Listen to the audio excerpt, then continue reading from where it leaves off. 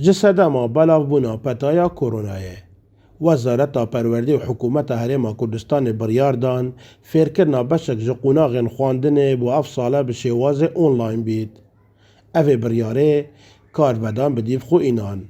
ما مستاو خوندکار و بسپورین وی بواری دیار دکن کشاشیک دوی بریاره دا هیو زیان بر به پروسا خواندن دکوید. شپناوید که اف سیستم اونلاین سیستم که دراست کردن که زانستیانه نهاتیه دان اف بریاره دیاره که جوره که نچاریه و لذتیه پیوه هاتیه دیاره که اف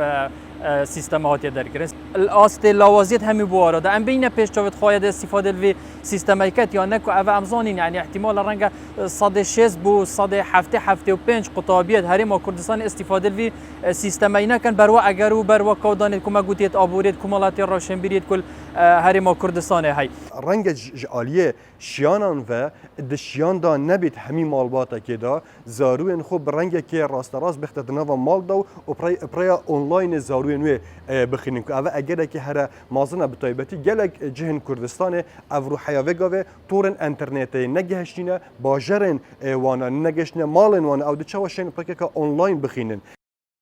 سررای هبونا چندین آستنگ و گیر و گرفتان لهمبر و شواز خواندنه چالاکوانک دیار دکت که اف بروسیه تا آستکی زو یا سرکفتی نابید جبر کو چندین خویندکار هنه خودان پیتیوین تایبتنو دوی پروسه دا دل خواندنه به بهربن آستانگ اکی دی یا پروردی و که من چاودیری لیکری پروردی هیچ رنگ اکی بحثی و چندی نکریه هنده قطابی میتین چیز بیتن رجگا گله زور بیتن